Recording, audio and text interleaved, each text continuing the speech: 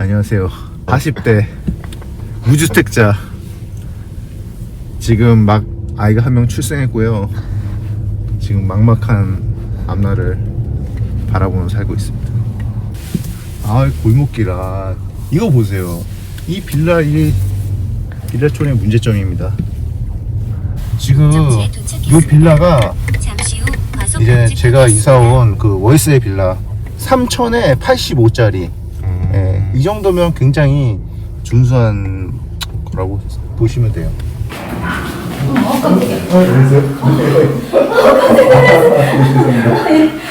저희 금방 나갈 거라 색깔 여기 세워놨어요.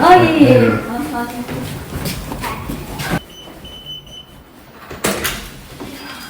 들어오세요.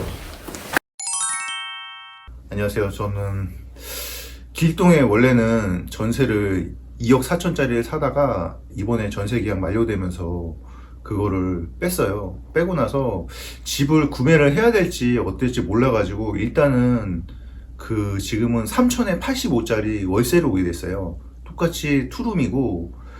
그런데 일단 한번 보시죠. 일단 여기가 마루고 똑같아요. 투룸 구조는 뭐 그냥 안방이고. 예. 안 치웠어요. 좀 미안합니다. 갑자기 오셔가지고 여기 아까 빨래가 있어가지고 여기는 좀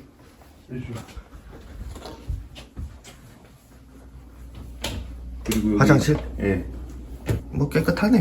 예. 청소는 안 했는데 네. 그리고 여기는 이제 제 방, 제 작업실을 쓸 건데 여기는 이제는 빨래 다용도실. 예, 다용도실이고. 원래는 2명이서 살고 있었거든요, 와이프랑. 그래서 솔직히 뭐 빌라 투룸 사는 게 그렇게 불편하지 않았어요. 제가 이번에 출산을 했거든요, 연초에. 그러면서 이제 애가 한 명이 더 생겼는데 좀 공간이 좀 좁아요. 애를 키우려고 하다 보니까. 그래서 이제는 3룸으로 갔어야 되는데 장기 전세 예비가 된 거예요. 그것 때문에 임시로 일단은 살기 위해서 여기 월세를 왔는데 그 예비가 안 될 수도 있는 거니까. 그리고 또 어떻게 보면은 뭐 내년 정도가 제가 볼 때는 부동산 바닥일 것 같긴 하거든요. 그렇기 때문에 이거를 집을 사야 되나, 장기 전세를 들어가야 되나, 그런 어떻게 보면 기로점이 지금 있는 것 같아요. 저도 그래서 그런 인사이트를 얻기 위해서 사실 뭐 부동산 카페도 좀 들어가고 부동산 유튜브도 좀 찾아보고 그러거든요.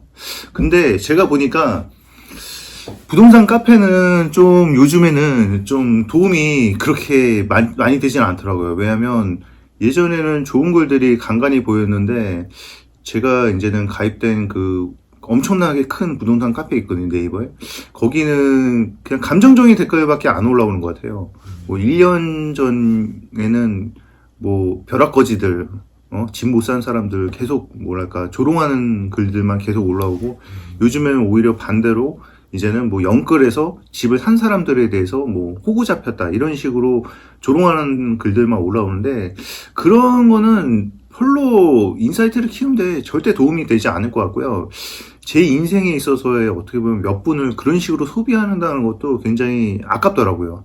그래서 그 시간에 저는 차라리 유튜브 부동산 동영상을 하나라도 좀 보는 게 조금 낫지 않나. 부동산 유튜브 본다는 얘기죠. 네, 부동산 유튜브 근데 보는데 맞춘 사람이 전문가가 있었나? 다 틀리지 맞춘 않았나? 사람들은 없는데 저는 좀 홍춘우 그분 거를 저는 그분이 제일 신뢰가 가는 것 같아요. 저는. 네. 근데 거시적인 거는, 근데 사실 미시적인 거는 아무도 모르는 거잖아요. 미시적인 게 언제 떨어지고 언제 오르는 건지 모르고. 그래서 어떻게 보면 요즘에 욕을 많이 먹고 있지만 박병창 같은 경우에는 상승론자라서, 그리고 또 감성팔이 하는 것 같아서 저는 조금 그게 좀 짜증이 나긴 하는데, 그래도 실제적으로 임장을 좀 돌아다니고 얘기하는 그런 것들이 조금은 낫다라는 생각이 들고요. 그리고 또 결국은 내가 찾아서 좀 뭐랄까 뭐 분양이 된다 그러면 모델하우스도 한번 가보고 그 지역 부동산도 한번 가보고 그런 노력이 필요할 것 같아요. 근데 그런 노력을 제가 못하고 있습니다. 사실은. 네. 커피라도 한 잔. 제 유일한 사치. 네, 제 유일한 사치가 커피 먹는 거. 이건 얼마짜리예요? 이게 한 30 몇만 원 할 거예요. 한 2017년부터 저는 웹소설 작가로 지금 활동을 하고 있어요. 요즘에 많잖아요. 뭐 웹소설 하면은 엄청 벌었다는 얘기밖에 없는데 일단 저는 많이 못 벌었어요. 결론적으로. 와이프는 네. 일을 하지 않나요? 와이프는 임신한 6개월 때까지는 케이크 가게를 운영했어요. 일단 당분간은 좀 쉬고 그 다음에는 이제는 어떻게 될지는 모르겠어요. 웹소설 장르는 저는 이제는 원래 이 바닥판에 있었던 사람은 아니고 직장 생활을 좀 했거든요. 여러 가지 뭐 이것저것 직장 생활을 하다 보니까 이제는 직업물 같은 걸 많이 썼었어요. 직업물을 썼었고, 그 다음에 기업물이라고 하죠. 기업물도 좀 썼었고요. 결혼은 몇 년도에 했죠? 아, 결혼은 제가 2015년에 했어요. 저도 장가를 엄청 늦게 간 편인데, 37인가 8 그 정도에 했거든요. 그래서 거의 결혼을 안 할까 하다가 어떻게 운 좋게 아내를 만나가지고 그래도 노총각 탈출을 했는데요. 그 당시에는 사실 딩크로 계속 살 생각이었기 때문에 내 집 마련에 대한 어떻게 보면 그게 체감이 많이 안 느껴졌어요. 예. 근데 이제는 2020년에 이제는 어떻게 보면 집값이 확 올랐잖아요. 집값이 오르면서 이제는 공포감이 이제 들기 시작하더라고요. 그리고 내 집 마련을 못할 수도 있겠다는 그런 생각이 들어서 그때부터 이제는 부랴부랴 뒤늦게, 그리고 그때 좀 애를 낳을지 말지도 이제는 결정을 했거든요. 근데 이제 애를 낳을 생각을 하니까 집이 필요하더라고요. 예. 근데 장기 전세도 4억 7천이 들어가야 돼요. 그래서 지금 말씀드리면 평수가 어떻게 돼요? 평수가 한 뭐 20평대고 3룸인데 그래도 괜찮은 아파트에 25평 정도 되나? 25평이요. 네. 4억 7천이요? 네, 4억 7천이요. 원래는 그게 이제 한 뭐 20년, 30년 정도인데 지금은 보니까 저희가 들어가면 살 수 있는 기간이 7년이에요, 7년. 7년 뒤에는 무조건 나와야 되는 상황인 거죠. 처갓집이 이제 하남에 있어요. 그래서 하남에 있는 구축을 제가 보고 있거든요. 그래서 하남에 있는 구축을 좀 금리가 떨어지면 좀 감당하고 살 수 있지 않을까 그런 생각이 듭니다. 여기 네네. 지금 집은 3천에 80? 네, 3천에 85요. 85요? 네. 뭐 부담 없어요? 월세에 대한 부담 없어요? 월세 부담, 뭐 제 소득으로는 부담이 되지만 사실은 그 전세금 2억 4천 중에서 2억 1천을 지금 은행에 넣어놓은 상태인데 거기서보다 이제 조금 더 예금이 있거든요. 그래서 거기서 이제 나오는 이자하고 지금 요 월세 내는 거하고 거의 뭐 비등비등해요. 네, 그렇기 때문에 그런 부담은 없습니다.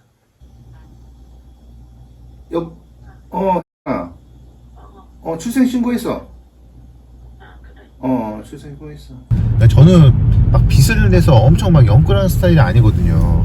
그래서 지금 만약에 집을 사더라도 지금 순자산이 지금 4억 천이에요. 제가 4억 천밖에 없으니까 한 2억 얼마 정도 빚 내서 살 수 있는 거 있잖아요. 근데 이제는 그 조건이 금리가 좀 생애 최초 대출 받았을 때 한 4% 이내, 그러니까 3%대 이제는 받을 수 있으면 감당이 되는데 그 이상이면 좀 힘들지 않을까 싶어서 그래서 구축을 보는 거예요. 물론 새 아파트 미사 있는 데 살면 좋죠. 아니면은 신축을 사는데 굉장히 조금 좀 교통이 안 좋은데, 그러니까 제가 보고 있는 신축은 어떻게 보면 도심역 근처, 한양 수자인이라고 얼마 전에 청약이 끝난 데 있거든요. 거기를 이제 관심 있게 좀 봤었죠. 넣었어요? 그거 안 넣었죠. 뭐야? 그러니까 저도 진짜 방구석 파이던 게 이런 게 진짜 사고 그러려면 좀 임장도 가보고 부동산도 왔다 갔다 해보고 그래야 되는데 그냥 방 안에서 그냥 뭐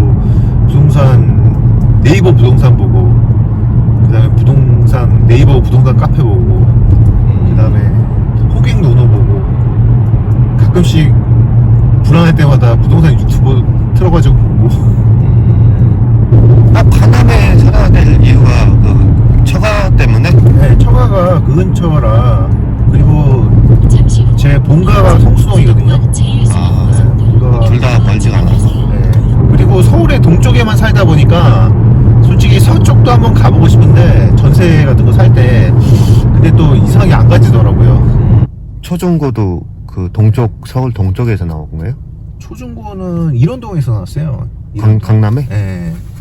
얼굴하고 매칭이 좀 안 되는데. 처갓집 부모님 사시는 데는 네. 가격이 어느 정도 되는데? 지금 초가집 장모님이 사시는 데가 그 아파트인데 아파트가 이제는 구하남, 그러니까 미사 말고 구하남에서는 대장 아파트예요 거기가. 그래서 거기도 많이 올랐어요. 근데 거기보다는 조금 지금 그 옆에 바로 붙어 있는데 아파트라고 거기는 복도식인데 조금 가격이 저렴하거든요. 그래서 거기를 지금 가보려고 하고 있어요. 여자들하고 남자들하고 생각이 다른 것 같아요. 남자들은 좀 그래도 구축이라도 입지 좋은 데를 가고 싶어 하는데 이 여자분들은 제가 볼 때는 조금 신축을 좀 선호하는 게 아닌가. 좀 멀더라도. 그렇지. 예. 집을 왜 안 샀냐 해서 부부싸움 한 적은 없어요? 그런 일은 없었어요. 저희는 뭐 이렇게 저를 닥달하는 스타일이 아니기 때문에 그런 건 없었는데 이제 제가 계획을 얘기하면 좀 뭐랄까 한숨 짓는 경우가 많죠. 무슨 계획? 무계획 아니에요? 무계획? 그러니까는 뭐 처음에 사실은 전세 이거 빼가지고 제가 월세 오는 거 있잖아요. 제가 한 2년 전부터 이제는 월세를 가자고 그리고 현금을 마련해가지고 그래야지 이제는 적정한 타이밍에 집을 살 수 있다. 그리고 저는 이렇게 역전세가 오면서 뭐랄까 전세금 돌려받는 거에 한번 제가 애먹은 적이 있거든요. 그래가지고 그때 트라우마 때문에 이제는 전세를 더 이상 살고 싶지가 않은 거예요. 그래가지고 이제는 뭐 반전세로 가나 월세를 가자 그랬는데 그때 이제는 와이프는 저한테 이제는 아니 왜 이렇게 사람 의심병이 많냐고. 남들 다 그렇게 사는데 왜 그렇게 호들갑을 떨고 무슨 월세를 사냐고. 그 월세 사면 진짜 어떻게 보면은 그때 그 당시에는 되게 막 돈 못 벌고 못 모으고 그런 줄 알았거든요. 그래가지고 그때 한숨을 많이 쉬었죠. 근데 뭐 지금 보면은 어떻게 보면 월세로 다 전환이 되고 있잖아요. 그렇죠. 네. 이쪽이 이제는 구하남인데 이 하남 신도시 만들어지면서 이제는 요 동네 아파트가 제일 먼저 생겼거든요. 원래 구구도심이 있어요. 원래 사는 데는 또 이제는 저기 어디야 신장시장 그쪽이 진짜 구구도심이고 여기는 이제는 그 1기 신도시 만들어질 때쯤 생긴 아파트입니다. 근데 이 장모님 말씀 들어보면 그 여기가 입주할 때 한 90년대 중반부터 이미 지하철이 들어온다고 이미 그때부터 그랬대요. 근데 지하철이 지금 생긴 거잖아요. 그러면은 진짜 한 세대가 지난 거죠. 90년대 한 30년 걸린 거예요. 아니 30년. 무주택이신 건가요? 아니죠. 무주택이에요 지금. 왜냐하면 이제 그 1월 5일날 발표하고 난 다음에 손님들이 조금 움직이셨어요. 1월 5일날요? 네, 1월 5일날 이제 교정부에 해제가 되고 그 다음에 대출도 이제 더 완화가 되고 그때 이후 딱 해서 이제 사장님처럼 금매 이렇게 나오신 것들은 바로 계약들이 사실은 다 됐어요. 단지별로 여기 요 금방. 지난번에 그래요. 지금 타이밍은 지금 타이밍은 맞는 것 같아요. 지금 먼저 좀 진짜 지금 완화가 되면서 건매가 내내 좀 들어가잖아요. 그리고 나와 있던 건매들이 이렇게 봤으면 수업을 좀 되고 있어요. 그래서 재작년에 지금 나와 있는 건매들이 하나하나 지금 수준이 되고 있는 상황으로 보시면 맞아요. 오늘 현장 가보니까 네. 분위기가 어때요? 생각하고 비슷했어요? 근데 아직까지는 솔직히 말하면 나는 아직까지는 안 풀려왔다고 봐요. 그 어떤 해빙기가 아직은 안 왔다. 물론 뭐 중개사님들 얘기로는 이제 막 풀리고 이제는 막 거래도 막 되고 있다라고 얘기하지만 미국 금리가 움직이지 않으니까 뭐 이런 얘기하면 또 입만 살았다 뭐 이런 얘기 하겠지만 왜냐면 당장 저도 집을 살라 그러면 2억을 빚을 내야 되는데 금리가 5%인가 6%인가 1%의 차이가 저도 크거든요. 근데 집값이 그렇게 뭐 다시 확 오르지 않는 상황에서는 미리 또 살 필요가 있나. 들어가지고 좀 사지. 그런 생각을 하는데 이래서 뭐 못 살 수도 있겠다는 생각은 들어요. 이런 식으로 하다 보면 영원히 못 사지 않을까. 60대고 70대도 아 진짜 이거 그거 이게 막 태어난 아들이 사는 게 더 빠른 거 아닌가 싶어. 거의 그렇다니까요 진짜. 가능성 있어. 이제 앞으로의 계획은 어떻게 되는 거예요? 앞으로 계획이요? 장기 전세 이제 되느냐 안 되느냐에 따라 다 달라질 거 아니에요. 그렇죠. 되면 들어가서 뭐 기회를 노릴 거고, 그렇죠. 네. 안 되면 안 되면 내년에는 무조건 사야 되지 않을까? 내년? 네. 올해가 아니고. 네. 그건 모르니까. 아니 왜냐면 이거 월세도 이거 어쨌든 계약이 남아 있으니까요. 친구들은 이제 네. 주택이 있는 사람이 많나요? 아니면 무주택이 비율이 어떻게 되나요? 나 빼고 다 있죠. 아 그래요?